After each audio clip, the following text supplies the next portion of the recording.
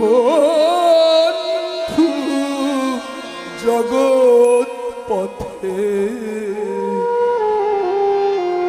গোপেশ গোপিকা কান্ত রাধাকান্ত নমস্তুতে।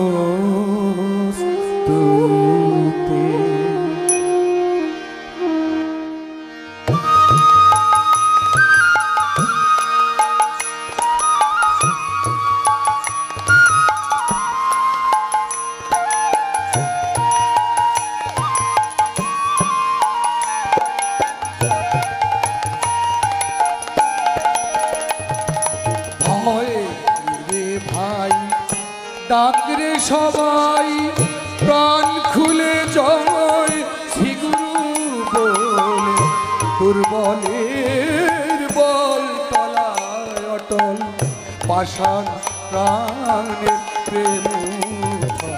ভয় রে ভাই ডাকরে সবাই প্রাণ খুলে জয় শ্রী গুরু বলে, দুর্বলের বল অটল পাষাণ প্রাণের প্রেম থলে। ভয় রে ভাই ডাক রে সবাই,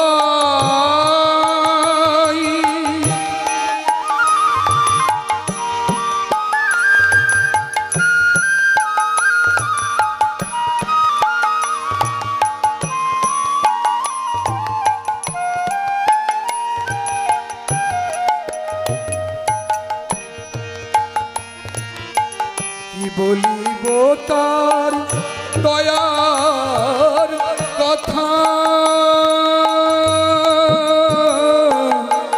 পথিক জনে বুঝে ব্যথা। বলিব তার দয়ার কথা, পথিক জনে বুঝে ব্যথা।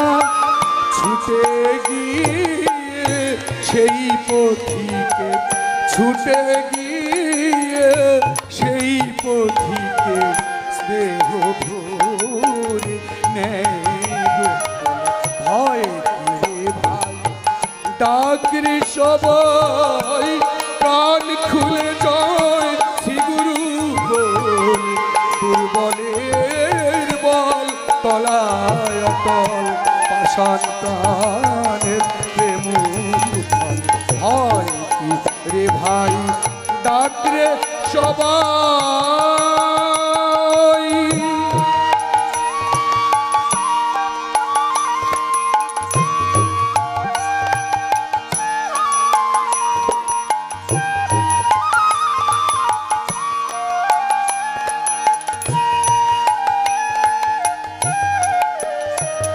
সে চায় না ভজন চায় না পূজন, বেকুল হয়ে ডাকে যেজন স্নেহ ভরে নেয় গো তুলে।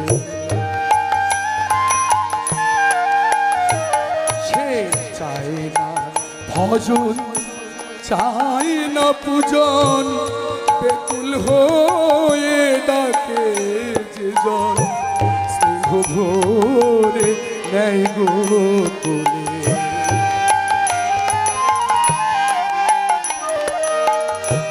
আকাশেরা ধনুকের মেলা,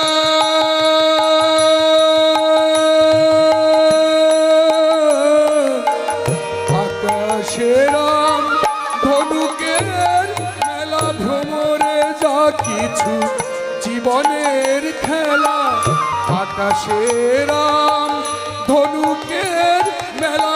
ভ্রমরে যা কিছু জীবনের খেলা, ভবের খেলা চাই গো চলে, ভবের খেলা যাই গো চলে, ভবের খেলা যাই গো চলে।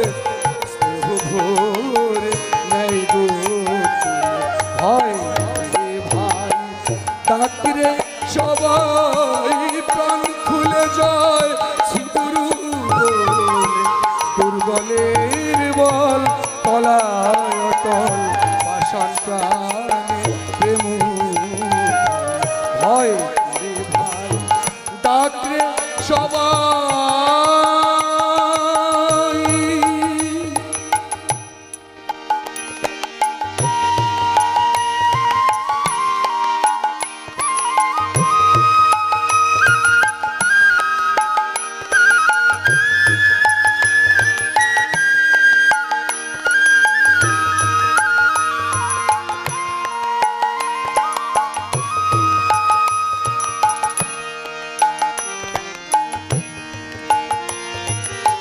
আপনার বলিতে কে আছে ভাবে তার মুখ চেয়ে থাকতো তবে আপনার বলিতে কে আছে ভাবে তার মুখ চেয়ে থাকতো তবে সবে শ্রীগুরু শ্রীগুরু বলে সবে শ্রীগুরু শ্রীগুরু বলে সবে শ্রীগুরু শ্রীগুরু বলে সবে শ্রীগুরু শ্রীগুরু বলে সবে শ্রীগুরু শ্রীগুরু বলে নাচো বাহু হয় ভাই ডাকরে সবাই প্রাণ খুলে জয় শ্রীগুরু দুর্বলের বল তলায় অটল ভাষণ প্রাণ প্রেম ভয় ডাকে সবাই প্রাণ খুলে জয় শ্রীগুরু দুর্বলের বল তলায় অটল ভাষণ প্রাণের প্রেম ভয় রে ভাই ডাকরে সবাই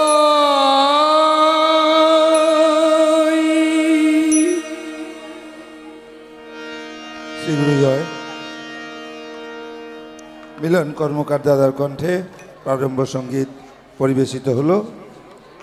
এরপর অধিবেশনের পাঠের বিষয় হলো ভাতৃসঙ্গ ও মাতৃসঙ্গ সম্পর্কিত শ্রী শ্রী গুরুদেবের বাণী চিরন্তনী থেকে পাঠ করে শোনাবেন বারাসাত পূর্বাঞ্চল শাখা সংঘের দাদা বিমল সিংহ দাদা। বিমল সিংহ দাদা ভাতৃসঙ্গ মাতৃসঙ্গ সম্পর্কিত গুরুদেবের বাণী পাঠ করে শোনাবেন।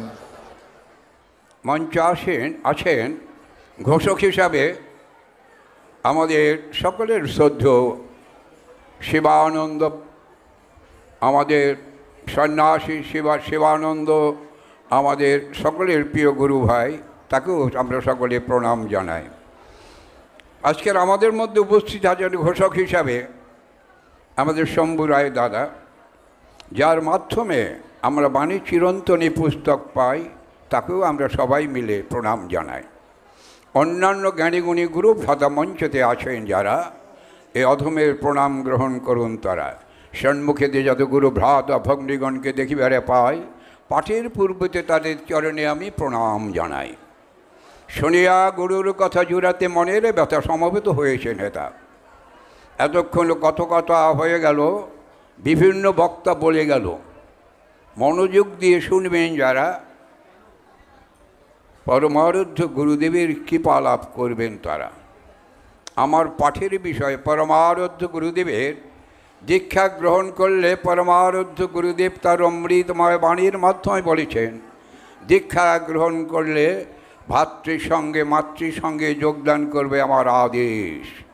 পরমারাধ্য গুরুদেবের এই আদেশ যদি পালন করা যায়, পরমারাধ্য গুরুদেবের কৃপা করুণাতে সকলের পক্ষে তার কৃপা লাভ করা সম্ভব হয়। শুরু করছি আমার পাঠের আলোচ্য বিষয়, ভাতৃসঙ্গ ও মাতৃসঙ্গ। গুরু ভাই ও ভক্তিগণ, গুরু ভাই ও ভগ্নীগণ, পরমার্থিক ভাই ও ভগ্নী, তাহাদের সঙ্গে মিলিত হইয়া সপ্তাহে একদিন ধর্মালোচনা, প্রার্থনা, স্তব, স্তুতিপাঠ, নাম কীর্তন ও শাস্ত্র শ্রবণ সাধনেরই অঙ্গ। ধর্মপথের দিগকে এই কথা স্মরণ করাইয়া দিতেছে। সহদর ভাইগণ ইহকালের বন্ধু, আর গুরু ভাইগণ ইহকাল ও পরকালের বন্ধু।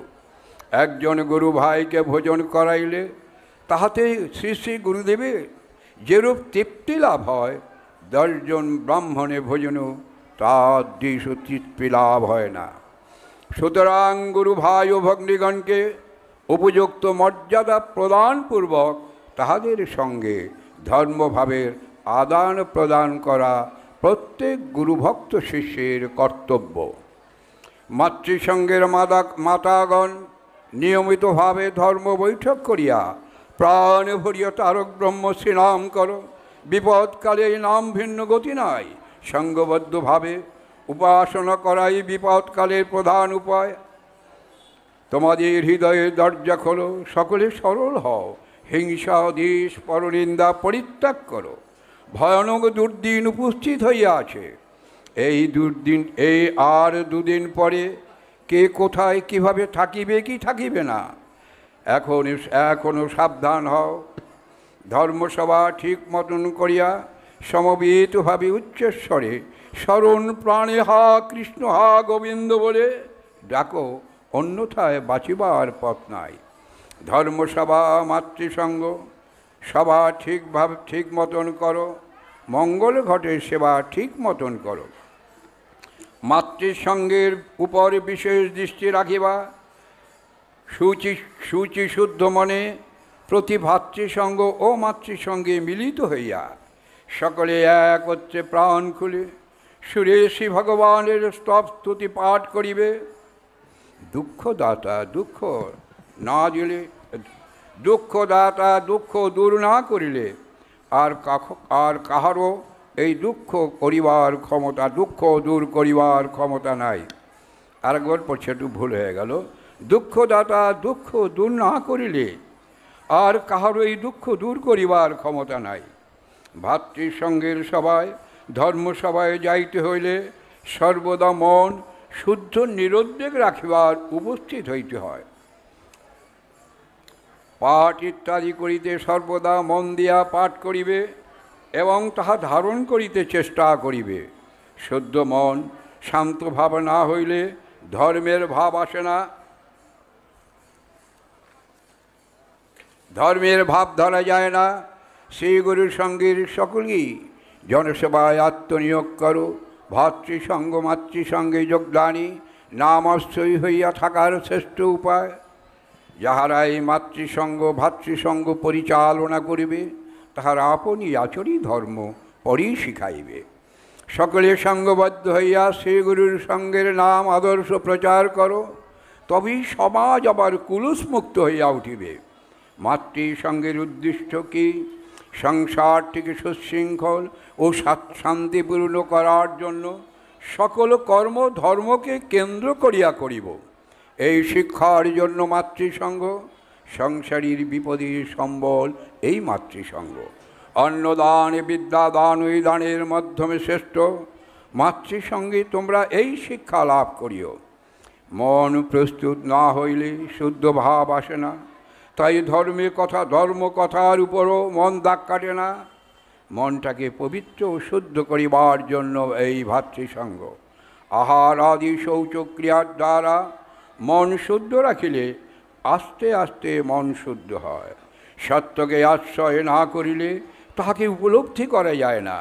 তাই শুদ্ধাহারে শুদ্ধাচারে সত্যাশ্রয়ী হইবার জন্য এই ভাতৃসঙ্গ। শ্রীগুরুর সঙ্গের আদর্শ প্রচারের জন্য আমরা ভাতৃসঙ্গ মাতৃসঙ্গ স্থাপন করিয়াছি।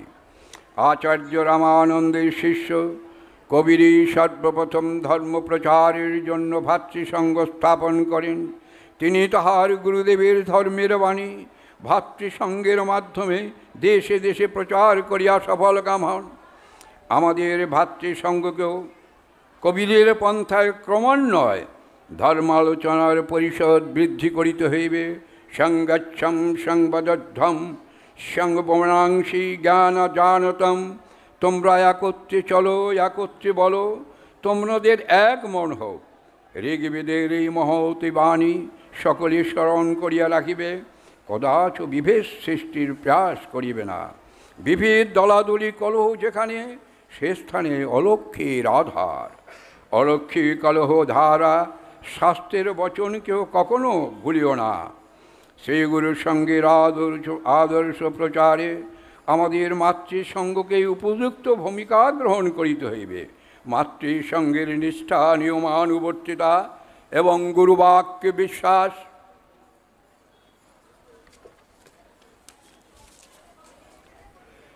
উহাকে এক নবরূপ দান করিয়াছে।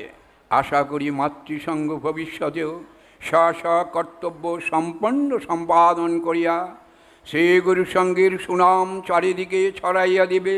মাতাগণ সর্বাগ্রে নিজ নিজ সংসারকে এক একটি ছোট আশ্রমে পরিণত করিবে।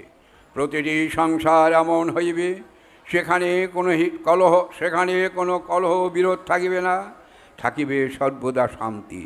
পরিবারের সকলে শ্রী ভগবানের বিশ্বাসী হইয়া প্রত্যহ কিছুকাল ভগবানের নাম করিবে। এইরূপ সংসার গড়িতে হইলে সেই সংসারই সুখের সংসার হইবে। আমাদের মাতৃসঙ্গে যে কটি শিল্পকেন্দ্র স্থাপন করিয়া শিল্প শিক্ষার ব্যবস্থা করিয়াছে, উহা বড়ই আনন্দের বিষয়। প্রাচীনকালে আশ্রমকে কেন্দ্র করিয়া শিল্প সাহিত্য সঙ্গীত প্রভৃতি গড়িয়া উঠিয়াছিল। আবার সেই দিন ফিরিয়া আসুক, ইহাই শ্রী ভগবানের শ্রীচরণে প্রার্থনা করি। সেই গুরুর সঙ্গে দুটো জিনিস আছে, একটি হচ্ছে ভাতৃসঙ্গ, একটি হচ্ছে মাতৃসঙ্গ। মাতৃসঙ্গ যদি সঙ্ঘের আশ্রয় থাকলো, তবে গ্রামের উন্নতি আরও বেশি হবে। গ্রামে গ্রামে বেটা ছেলেরা একসঙ্গে বসিয়া ধর্মসভা করিবে। সপ্তাহে একদিন হোক, পক্ষান্তে হোক, আর মায়েরাও সপ্তাহে একদিন হোক, পক্ষান্তে হোক, এই রকম করিবে। একটি সভা করবে, আর একটি মাতৃসভা আসিবে, তারা সেই চিন্তাই করিবে। এই যে চিন্তাধারা থাকবে, এই চিন্তাধারার দ্বারা সংসারের উন্নতি হইবে, আধি ব্যাধি দূর হইবে, অকালে মৃত্যু দূর হইবে, আর বিপদ আপদ আসিবে না। যতই কলিকাল আসুক, যত ধর্ম যতদিন বজায় রাখতে পারবে চেষ্টা করিয়া, ততদিন কলিতে কোনো অনিষ্ট করিতে পারিবে না। ভাতৃসঙ্গ মানে বহুত গুরু তোমার বাড়িতে উপস্থিত হইয়া জগৎগুরুর গুণাগুণ পূজা ইত্যাদি করিবে, ইহা পরম সৌভাগ্যের বিষয়। প্রত্যেক শিষ্যের ভিতরেই শ্রী গুরু পৃথক পৃথক থাকিয়া খেলা করিতেছে। শ্রী গুরু জয়। এখানে আমার পাঠ শেষ করতে হয়। উপস্থিত গুরু ভ্রাতা ভগ্নী আসেন যারা, এই অধমের প্রণাম গ্রহণ করুন তারা। যদি যখন সম্ভব হবে গুরুকথা ধর্মসভায় শোনানো হবে। শ্রী গুরু জয়। হে পরমদাল গুরুদেব, সমবেত গুরু ভ্রাতা ভগ্নের মস্তকে তোমার করুণা আশীর জন্য বর্ষিত হয়। শ্রী গুরু জয়। বিষয়ে তোমাদের মাতৃসঙ্গই সাধন ভজনের স্থান। 30 মিনিট সময় দীপক কর্মকার দাদা মাতৃসঙ্গ বিষয়ে তার বক্তব্য নিবেদন করবেন।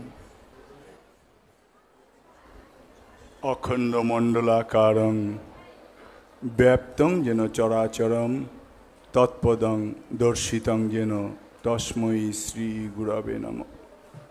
সিংহাসনে উপবিষ্ট সদ্গুরু ভগবান দুর্গাপ্রসন্ন পরমহংসদেবের শ্রীচরণে ভুল লুণ্ঠিত প্রণাম জানাই মঞ্চাসীন অন্যান্য দেবদেবীগণ, তাদের সকলের শ্রীচরণে।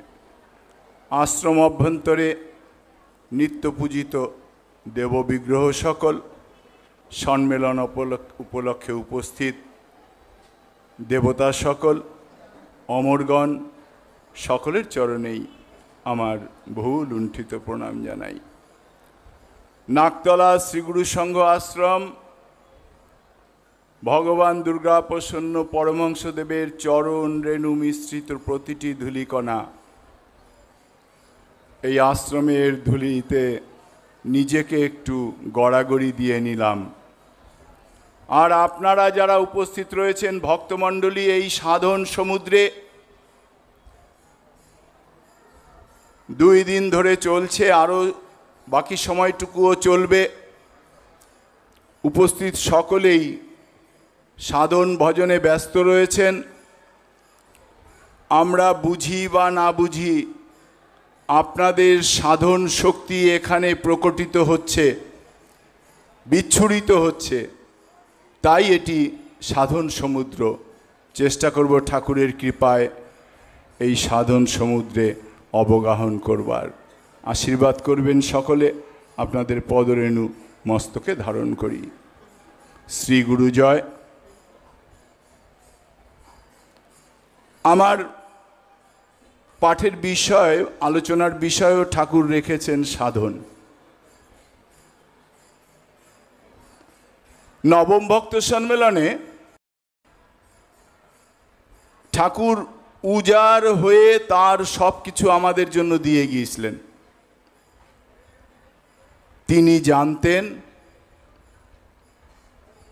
এটি তার স্থূলদেহে অন্তরঙ্গদের সঙ্গে শেষ ভক্ত সম্মেলন, তিনি জানতেন। তাই যেমন খুব ত্বরান্বিত করে ওই সম্মেলন ভবন তৈরি হয়েছিল, আমরা কাছ থেকে দেখেছি, কিছু কর্ম করবারও সুযোগ করিয়ে দিয়েছেন তিনি, তেমনি উপস্থিত থেকেছি বটে ওই ভক্ত সম্মেলনে, কিন্তু তখন জ্ঞান, বোধ, বুদ্ধি, চোখ কিছুই হয় নাই। ওই দৌড়াদৌড়ি লাফালাফি করেছি মাত্র। এখন ওইগুলো পাঠ করে বা শুনে বুঝতে পারি তিনি সম্পূর্ণ নিজেকে উজাড় করে দিয়ে গেছিলেন ওই সম্মেলনে। প্রতিটি বাক্য, নবম ভক্ত সম্মেলনের ভাষণের প্রতিটি বাক্য আমাদের এক একটি দিক নির্দেশ করছে। তেমনি একটি বাক্য আজকে আলোচিত হবে এখানে, তিনি আলোচনা করাবেন। প্রথম দিবসেই নবম ভক্ত সম্মেলনের 1 চৈত্র 1381 সন গুরুদেব বলছেন, আমার শিষ্যগণের মধ্যে অনেকেই বা কেহ কেহ আমাকে জিজ্ঞেস করে, গুরুদেব আপনি তো আমাদের কর্মে নিযুক্ত করিয়াছেন, আমাদের সাধন ভজনের অবকাশ কোথায়? আপনি তো আমাদের কর্মে নিযুক্ত করিয়াছেন, আমাদের সাধন ভজনের অবকাশ কোথায়? গুরুদেব বললেন, হ্যাঁ, নিষ্কাম কর্ম করবার উপদেশ দিয়াছি, এ কথা সত্য। নিষ্কাম কর্মে চিত্তশুদ্ধি হয়, কিন্তু সাধন ভজনেরও ব্যবস্থা আমি করিয়াছি। ওই ভ্রাতৃসঙ্গ, মাতৃসঙ্গ তোমাদের সাধন ভজনের স্থান, যেটি আমরা এখন আলোচনায় থাকব যে কথাটিতে। শুচিশুদ্ধ মতো, সময় মতো উপস্থিত হইয়া স্তব স্তুতি পাঠ, প্রার্থনা, ভজন কীর্তন, উপাসনা, গ্রন্থাদি পাঠ ইত্যাদি করবে।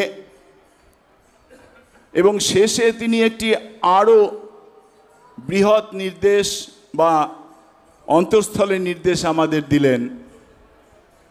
শেষে 2 বাহু তুলিয়া, সকলে দাঁড়াইয়া 2 বাহু তুলিয়া নাম কীর্তন করিবে, তাতে তোমাদের ভক্তিভাব জাগ্রত হইবে এবং ভাব সমাধি হইবে। এই প্যারাগ্রাফটা এইখানেই শেষ।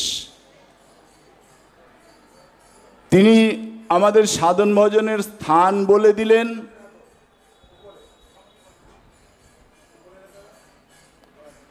কিভাবে কিভাবে উপস্থিত হতে হবে নির্দেশ দিয়ে দিলেন। সেখানে গিয়ে কি করতে হবে সাধন পদ্ধতি নির্ধারণ করে দিলেন। এবং ঠিক ঠিক মতো আমরা যদি এইগুলো পালন করে, এই সাধন পদ্ধতি পালন করে এগিয়ে যেতে পারি বা নিত্য করতে পারি, তাহলে কি হবে সেটিও বলে দিলেন ওই একটি প্যারাগ্রাফের মধ্যে। সাধন ভজন খুব ছোট্ট কথা নয়। আপনারা সকলেই জানেন, আপনারা সাধক, আপনারা সাধন করেন, ভজন করেন, জপ করেন, প্রার্থনা করেন, এখানে যারা উপস্থিত হয়েছেন তার অধিকাংশই ভ্রাতৃসঙ্গ মাতৃসঙ্গে প্রতিনিয়ত অংশগ্রহণ করেন, এ আমার বিশ্বাস। সুতরাং বই পুস্তকও আপনারা পড়েন। যদি সাধকগণের জীবনীর দিকে একটু তাকান, দেখবেন বহু সাধকের বহু দিন লেগে যায়, বহু কষ্ট করতে হয় সাধন স্থলটা ঠিক করবার জন্যে। সাধন স্থল নিরূপণ করবার জন্যে সাধকের জীবনের বহু সময় যায়। আমরা যদি আমাদের গুরুদেবের জীবনের দিকে একটু তাকাই, বা তার পরম্পরা, বামদেব, নিগমানন্দ পরমহংসদেব, এদের জীবনের দিকে তাকাই, দেখবেন কারো সাধন জীবনে খুব আমাদের মতো আমরা যেমন সহজে একটা সাধনস্থল পেয়ে গেলাম, ঠাকুর ঠিক করে দিলেন, এমনটি নয়। বামদেবকেও সাধনা করতে হয়েছে অনেকে ওই শ্মশানে তারাপীঠের। তিনিও গুরু নির্দিষ্ট পথে সাধনা করে বহুদিন কৃচ্ছ সাধন করে তবে বামদেব হয়েছেন। স্বামী নিগমানন্দ পরমহংসদেব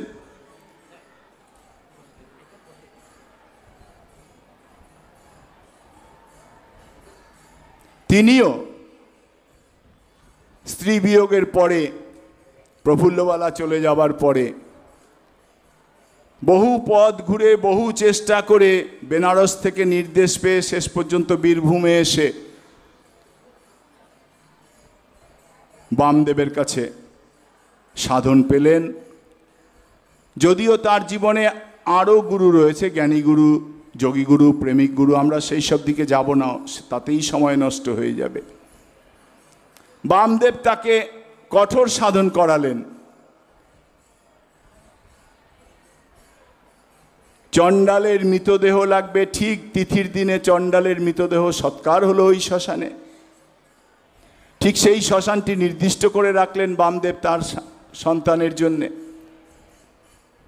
তাকে নিত্য জপ, নৈমিত্তিক জপ, পুরস্চরণ করিয়ে ওই আসনে বসালেন শ্মশানে, এবং সেখানে বহু কৃচ্ছ সাধন করে বহু ভয়, ভীতি, ঝঞ্ঝা, প্রতিকূলতা সেইগুলোকে জয় করে স্বামী নিগমানন্দ হলেন। এবং সেই সময়ও আমরা দেখেছি, আমরা বই পুস্তকে পাই, বামদেব তারামায়ের মন্দিরে বসে নিগমানন্দকে রক্ষা করছেন, বলছেন তোমার ভয় নেই, তুমি বসো, আমি আছি মা ভই, আমি মন্দিরের বারান্দায় বসে, মন্দিরে বসে তোমাকে রক্ষা করব। করেছেনও তাই।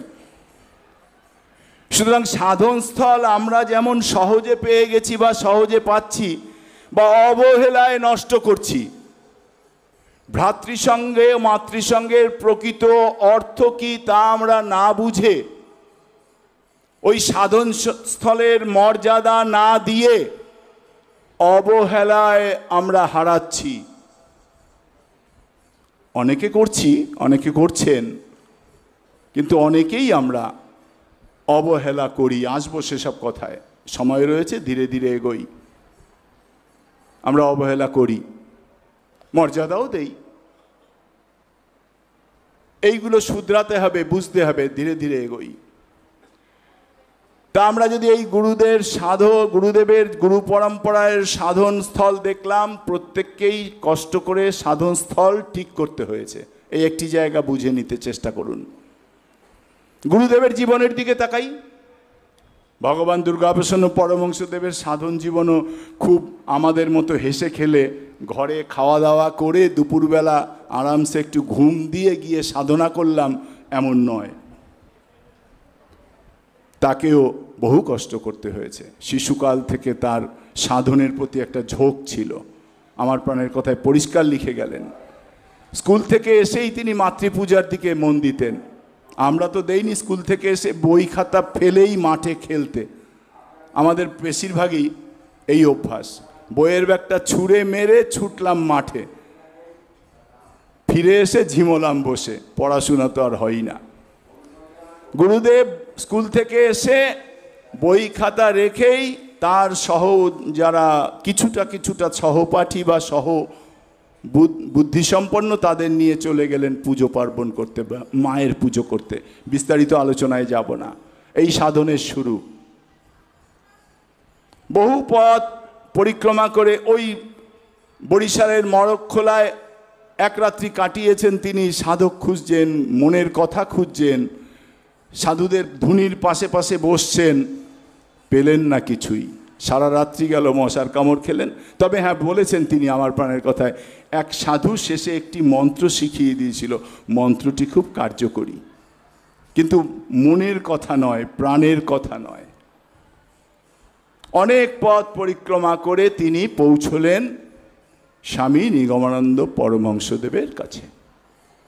এবং পরমহংসদেব, নিগমানন্দ পরমহংসদেব গুরুদেবকে প্রথম দর্শনেই এমনভাবে আপন করে নিলেন, সেটিও গুরুদেব খুব আনন্দিত হলেন এবং নিশ্চিন্ত হলেন যে হ্যাঁ, এইখানেই আমি আমার সাধন স্থল পাব। পেয়েছিলেন তাই। দেখুন, নিগমানন্দ যখন বামদেবের কাছে গিয়েছিল, বামদেব বলেছিল, হ্যাঁ, মা তারা আমায় বলেছে তুমি আসবে, তাই আমি তোমার সাধন ব্যবস্থা করে দেব। গুরুদেবকেও নিগমানন্দজি বললেন, মা কামাখ্যা প্রসন্ন হইয়াছেন, তাই তোমাকে কাল সাধন দিব। অতি প্রত্যুষে স্নান করিয়া এসে তুমি আমার সাধন ঘরে অপেক্ষা করবে। দেখুন গুরু পরম্পরায় মিল কিভাবে হয়। আমাদেরও তো গুরুদেব সাধন দিয়েছেন, কিন্তু আমরা তো ওইভাবে ভাবি না, ভাবনাটাকে আমাদের ওইভাবে বাহিত করি না যে গুরুদেব যে সাধন দিয়েছেন তা কত দেবদুর্লভ। গুরুদেব সেই দিনে, সেই সাধনের দিনের বর্ণনা আমার প্রাণের কথায় লিখেছেন, বাড়ি গিয়ে পড়বেন।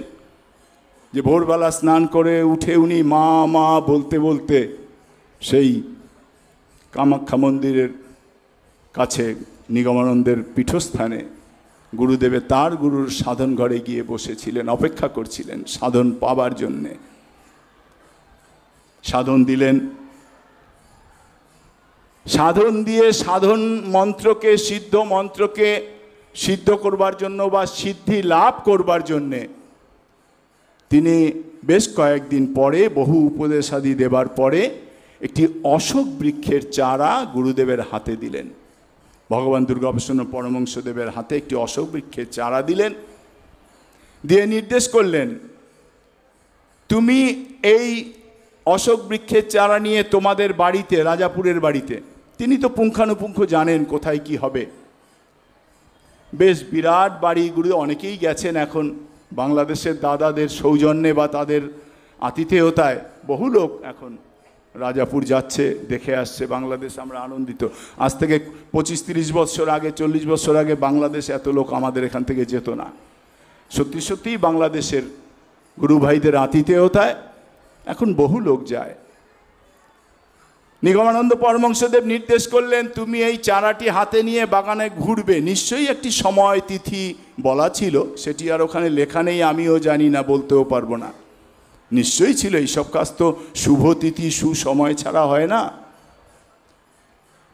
এবং গুরুদেব সেই চারাটি নিয়ে ঘুরতে ঘুরতে যেখানে তার পায়ের গোড়ালি ডেবে যাবে সেইখানেই ওই চারাটি রোপণ করতে হবে, এই নির্দেশিত হয়ে এসেছিলেন। করেছেনও তাই। হাতে চারাটি নিয়ে বাগানে ঘুরছেন, তাদের সেই রাজাপুরের বাড়ির বাগানে। ভেবে দেখুন একবার, কল্পনা করতে শুরু করুন, ভগবান দুর্গাপ্রসন্ন পরমহংসদেব সাধন স্থল ঠিক করবার জন্যে এত কষ্ট করছেন, বাগানে ঘুরছেন চারাটি নিয়ে। ঘুরতে ঘুরতে সত্যি সত্যি এক জায়গায় তার পায়ের গোড়ালি ডেবে গেল। সেইখানে অশোক চারা রোপণ করে ওই ছোট্ট চারার মূলেই তিনি মাটি দিয়ে বেদি বানালেন। বেদি বানিয়ে সেখানে গুরু নির্দেশিত পথে নিত্য সাধনা করতেন। আপনারা আনন্দিত হবেন জেনে, সেই গাছেরই চারা, সেই রাজাপুর থেকেই প্রথমবার যখন বরদা স্বামী বিনোদানন্দ সরস্বতী এবং অমিয়দা মাধবানন্দ সরস্বতী বাংলাদেশ যায়, তেনারা একটি চারা নিয়ে এসেছিলেন, যে চারাটি আজও রোপিত রয়েছে এবং রক্ষিত রয়েছে। আমরাই রোপণ করেছি ওইখানে ঠাকুরের গাড়ির ঘরের সামনে যে চারাটি, অশোক বৃক্ষের চারা, সেটি গুরুদেবের সিদ্ধি লাভ করা সেই গাছের চারা তেনারা নিয়ে এসেছিলেন। এখানে তো জায়গা তখন বেশি নেই, এখন হলে পেছন দিকে হয়তো একটু জায়গা হতো, তখন তো এইটুকু আমাদের জায়গা, পেছনের বাড়ি হয়নি, ওইখানে রোপণ করা হয়েছে। ওই অশোক বৃক্ষ যে বৃক্ষমূলে গুরুদেব সিদ্ধিলাভ করেছিলেন। মাত্র 1 বছর 9 মাস সাধন করে তিনি তার গুরুর দর্শন, নারায়ণ রূপী নিগমানন্দের দর্শন পেয়েছিলেন। আরও অনেক ব্যাখ্যা আছে, ওই দিকে যাব না, ওই আলোচনায় আমরা যাব না। শুধু সাধন স্থল ঠিক করবার জন্য দেখুন কত কষ্ট করতে হয়েছে তাকে। আমরা অবলীলায় যা পাচ্ছি, আসবো সে কথায়। আরও সাধন করতে হয়েছে গুরুদেবকে। কিছুদিন পরে গুরুদেব আবার নির্দেশ, তার গুরুর নির্দেশে, নিগমানন্দের নির্দেশে দামপাহাড়ে গেলেন। 1 বৎসর কাল সেখানে সাধন করলেন। আহার নিদ্রার কিছু ব্যাপার ছিল না। তিনি লেখেননি কোথাও, বলেননি কোথাও, এগুলো আমি আমার অনুভব থেকে, ভাব থেকে বলছি। আহার নিদ্রার কোনো ব্যাপার ছিল না। দিন রাত একই আসনে বসে থেকে সাধনা করতেন তিনি। সেই যে দামপাহাড়ের সাধনার চিত্র আমরা এখন পাই, আমাদের কাউন্টারে বিক্রি হয়, আমাদের প্রকাশনী বিভাগে বিক্রি হয়, দামপাহাড়ে গুরুদেব 1 বৎসর কাল সাধনা করেছেন। এবং ওই সাধনার যে কি মাহাত্ম্য আরও বুঝতে পারবেন। আমাদের এইখানে সাধন গুহায় যে গুরুদেবের সাধন পরম্পরা, গুরুদেব নিগমানন্দ পরমহংসদেব গায়ত্রী, গুরু গায়ত্রী শক্তি পরমব্রহ্ম, এই যে পরম্পরা বিগ্রহ সকল সাজানো রয়েছে গুহা মন্দিরে, তার নিচে ওই প্রথম ছবিখানি ওই দামপাহাড়ের ছবি ঠাকুরের। ওই দামপাহাড়ের সাধনরত অবস্থায় গুরুদেবের যে বিগ্রহ, সেই বিগ্রহ ওইখানে আমরা যাই, দর্শন করি। এগুলো জানতে পারলে দেখবার সময় মন দিয়ে আরও এইগুলো একটু দেখবেন, কৃপা প্রার্থনা করতে পারবেন। ঠাকুর তুমি, ওখানে তো উনি বসে রয়েছেন প্রার্থনা পূরণ করবার জন্যে। না চাইতেই তো দিচ্ছেন, না চাইতে দিচ্ছেন, তা আমরা নিয়ে শেষ করতে পারছি না। তারপরে যদি চাইতে পারেন যা দেবে সে আমরা ভাবতেও পারছি না। এই সাধন গুহায় যে গুরুদেবের চিত্রপট সাজানো আছে, গুরু গায়ত্রী, প্রথমে আমাদের গুরুদেব, তারপরে তার গুরু গায়ত্রী শক্তি পরমব্রহ্ম ভগবান কৃষ্ণ, এই সেই প্রথম ছবিটি ওই দামপাহাড়ের গুরুদেবের সাধন স্থলের সাধন অবস্থার ছবি। সেই ছবিটি কি করে পেয়েছিল প্রশ্ন আসতে পারে, সম্পূর্ণ ব্যাখ্যা না বললেও বলি। ব্রিটিশ কোনো গোয়েন্দা গুরুদেব কেন যাচ্ছেন এই পাহাড়ে সেটি লক্ষ্য করবার জন্য বা সংবাদ সংগ্রহ করবার জন্য গুরুদেবের ছবি তুলেছিল। এবং পরবর্তীকালে সেই তিনি কয়েকদিন লক্ষ্য করে করে দেখলেন যে না, ইনি তো প্রকৃত সাধু, ইনি অন্য কিছু নয়। তখন গুরুদেবকে সেই ছবি তিনি দিয়েছিলেন যে মহারাজ, আমি আপনার এই ছবি তুলেছিলাম আমাদের কর্মক্ষেত্রে, মানে উনি গোয়েন্দা কর্মক্ষেত্রে করেছিলেন। না হলে এই প্রশ্ন আসবে আপনাদের মনে, আমাকে এক্ষুনি বেরিয়ে গেলেই জিজ্ঞেস করবে লোক, ওই ছবি কে তুললো? গুরুদেব তখন তো মোবাইল ছিল না, আর গুরুদেব তো ছবি তোলে নাই। দামপাহাড়ে গুরুদেব ধ্যান করছেন, সেই ধ্যানরত অবস্থার ছবি এলো কি করে? প্রশ্ন আসবে, স্বাভাবিক। পরের বহু ছবি আমরা জানি, সেই ছবি আমরা জানি, ছবি বেশি তোলা ছবি, অন্যান্য অনেকের তোলা ছবি, কিন্তু ওই দামপাহাড়ের ছবি, এটি গুরু কৃপা, ভগবান দুর্গাপ্রসন্ন পরমহংসদেবের অনুকম্পায়, তার কৃপায় তিনি অনুপ্রেরণা দিয়ে ওকে দিয়ে তুলিয়েছেন। তিনি ওকে দিয়ে নির্ধারিত সময়ে গুরুদেবের কাছে ছবি পাঠিয়েছেন, তাই সেই ছবি আমরা পেয়েছি। আমরা ধন্য হচ্ছি, আমরা স্মরণ করতে পারছি, আমরা সেই দিনটির স্মরণ করতে পারছি, ওই বিগ্রহের মাধ্যমে গুরুদেবের স্মরণ করতে পারছি। গুরুদেবের আরও সাধনা করতে হয়েছে। গুরুদেব আপনারা জানেন আরও অনেক অনেক মেহের কালীবাড়ি সিদ্ধি লাভ করেছেন 1 রাত্রে। গুরুদেব সব সাধনা করেছেন তার গুরুর নির্দেশে, নির্ধারিত দিনে নির্ধারিত সময়ে। হয়ে গেল, আর যাব না, না না না, আর যাওয়া যাবে না। আমি এবার কনক্লুশনে আসি। গুরুদেব সব সাধনা করেছেন, গুরুদেব অন্যান্য সাধনা করেছেন। গুরুদেব সিদ্ধি লাভ করে গুরুদেবের ঐশ্বরিক ক্ষমতায় তিনি যেগুলো নিয়েছেন সেইগুলো মিশ্রিত করে, 4 যুগের সাধন মিশ্রিত একত্রিত করে তিনি আমাদের ভাতৃসঙ্গ দিয়েছেন এবং ঘোষণা করে গেছেন, সত্য ত্রেতা দাপর কলি 4 যুগের সাধন ভিন্ন ভিন্ন। এই 4 যুগের সাধন মিশ্রিত করিয়া আমার এই সাধন যা আমাদের দিচ্ছেন তিনি, এবং তিনি ঘোষণা করেছেন আমার এই অমৃতময় ধর্ম যিনি গ্রহণ করিবেন, তিনি যতই নীচ বা যতই পাপী হন না কেন, তিনি যদি আমার নির্দেশ মতো কর্ম করিবেন তবে এই এক জন্মেই তিনি শাশ্বত ধামের অধিকারী হতে পারবেন, কোথাও পাবেন না। ভূভারতে কোনো সাধক এমন করে দিয়ে যায়নি। তা আমাদের প্রতি তার যা নির্দেশ, ভ্রাতৃসঙ্গ মাতৃসঙ্গ বহু আলোচনা হয়, বহু ধর্মসভায় আমরা আলোচনা করে থাকি, আবার হবে আলোচনা। বহু কথা বাকি রয়ে গেল, এ তো হলো না, চলে গেলাম এদিক সেদিক ডালপালায়, জানি না ঠিক বললাম কি না। কিন্তু সত্যি সত্যি যেটা করতে হবে আমাদের, শুচি পবিত্রভাবে, পবিত্র বসনে সময় মতো, ভাতৃসঙ্গ যে সময়ে যেখানে হয় তার 5 মিনিট আগে ভাতৃসঙ্গ স্থলে যেতে হবে, মুখটি বন্ধ করে মনটি তার চরণে অর্পণ করে বসে থাকতে হবে, তোমাকে চাই বলে বসে থাকতে হবে, স্তব স্তুতি পাঠ করতে হবে, এবং শেষে তার যা নির্দেশ 2 বাহু তুলে নাম করতে হবে। বলছে শেষে 2 বাহু তুলে তোমরা নাম কীর্তন করবে। এই যে 2 বাহু তুলে নাম কীর্তন করা, এর যে কি গুণ যারা করেন তারা জানবেন। 2 বাহু তুললে জাগতিক অনেক কিছু ভুলে যাওয়া যায়, আপনি ভুলে যায়। আপনি ভুলে যাবেন আপনার ব্যাংক অ্যাকাউন্টে কত টাকা আছে। আপনি যখন 2 বাহু তুলে নৃত্য করতে শুরু করবেন, কীর্তন করতে শুরু করবেন, আপনার জাগতিক জিনিস ভুলে যাবেন। সংসার, পরিজন, স্ত্রী, পুত্র, পরিবার, ওগুলো সেই সময় আপনাকে বিরক্ত করবে না। কথাটা খারাপভাবে নেবেন না, বিরক্ত করবেন না মানে আপনার স্মরণে এসে বাধা সৃষ্টি করবে না। তাই তো পেরেছিল শ্রীবাস, যখন কীর্তন করেছিল ভেতরে তার সন্তান মারা গেছে, তবু তাতে অসুবিধা হয়নি, আপনারও হবে না।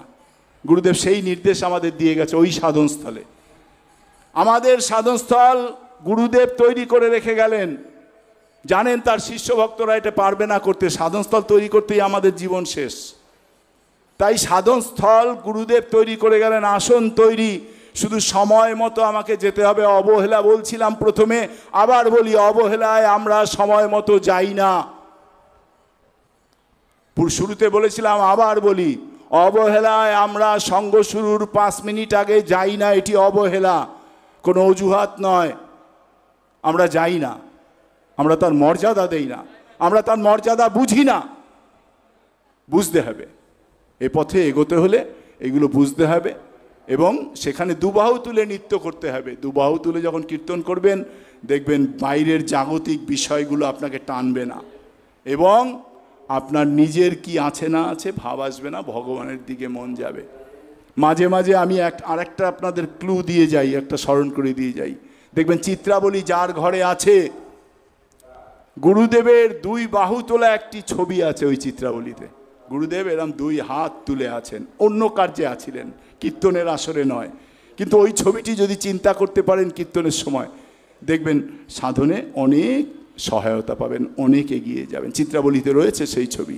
গুরুদেব 2 বাহু তুলে অন্য একটি কর্ম করছিলেন, কিন্তু গুরুদেবের 2 বাহু তোলা এই ছবি আর নাই, ওই একটিই আছে, 2 বাহু তোলা ছবি। সুতরাং সময় নেই, শেষ হয়ে গেছে, বেশি বোধহয় নিয়ে ফেলেছি 2-4 মিনিট, ক্ষমা করবেন।